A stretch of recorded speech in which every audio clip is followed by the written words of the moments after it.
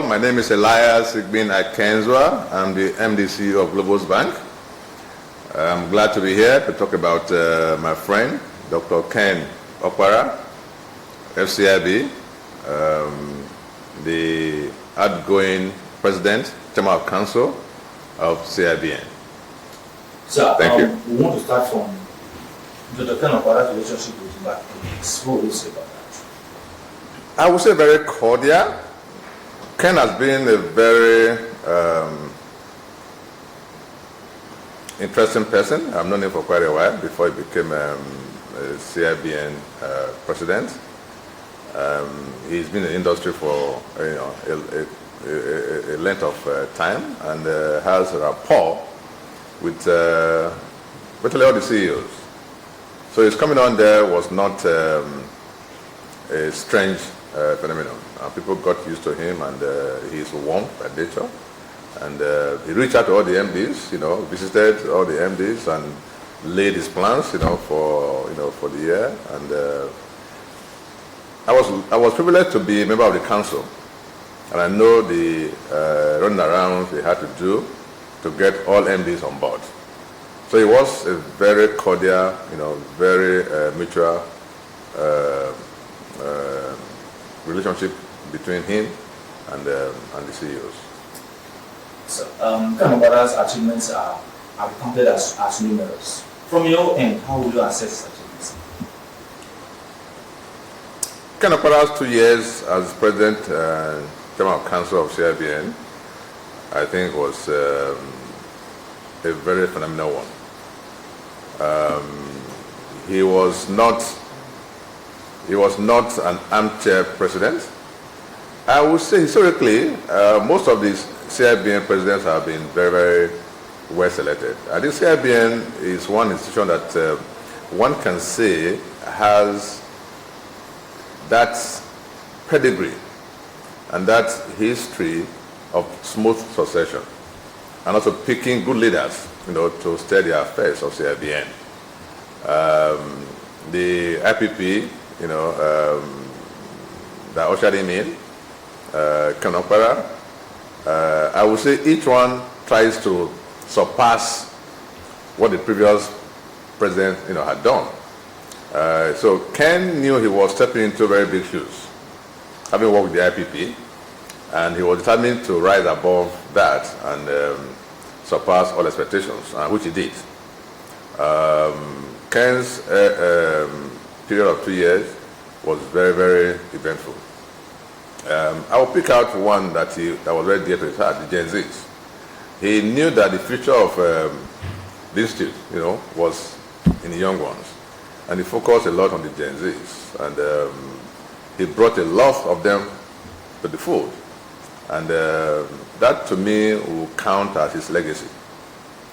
Outside other things that he did, which I can't start listing right now, but the Gen Z aspect for me was unique, and I would say that is what stands him out amongst others.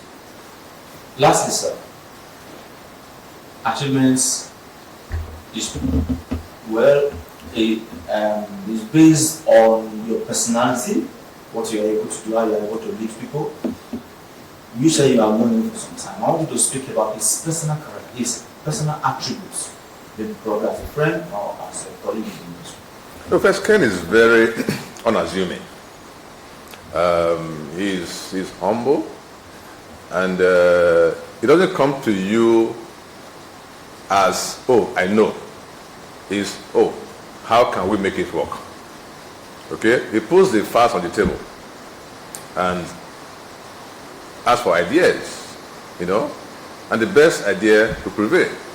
So his style allows wisdom, to play the key role on the table.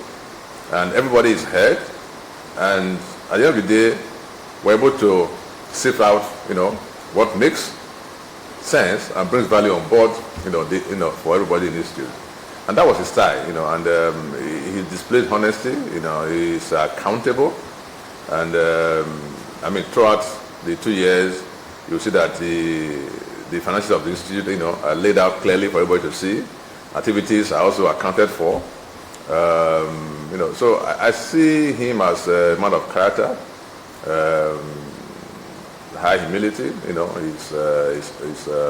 He's honest, high integrity, and above all, he's hands-on. He's hands-on, and he showed competence, and he understood what governance, is all about. So those for me are great attributes of Ken that I would like to go down on record. Thank you very much, sir. But this is off. What will you say to the incoming president, sir? I would say to the incoming president, my friend, that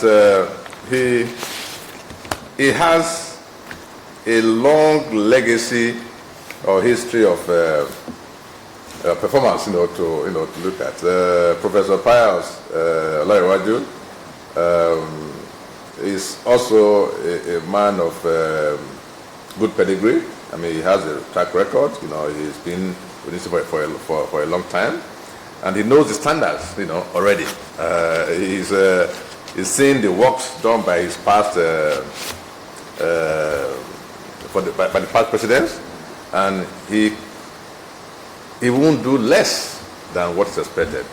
But he should know that he's stepping into very big shoes, and there are high expectations.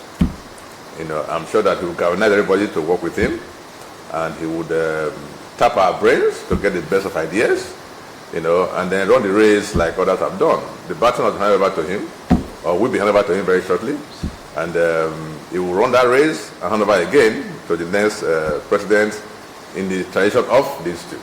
So I want to wish him very well.